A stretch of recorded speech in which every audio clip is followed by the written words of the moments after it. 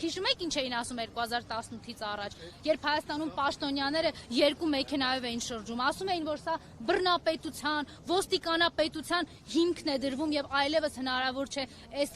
ղեկավարների հետ ժողովրդավարություն կառուցել։ Իսկ սրանց հետ է հնարավոր։ Ասեմ ինչի է սրանց հետ հնարավոր, որտեվ իրենց կամակատարներն են, որտեվ այն ինչ որ տեղի ունեցավ 2018 թվականին Հայաստանում կոչվում է շատ հստակ միջազգային տերմինով՝ գունավոր հեղափոխություն, պետական հեղաշրջում, մարդիկ, ովքեր Հայաստանի շահը ուրացել են, մարդիկ, ովքեր եվրոպական տարբեր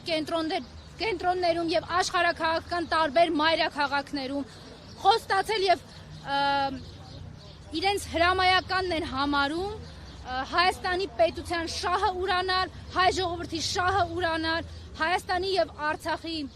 իրավունքների հետ կապված զիջումների գնալ այնքան, որքան հնարավորություն կլինի եւ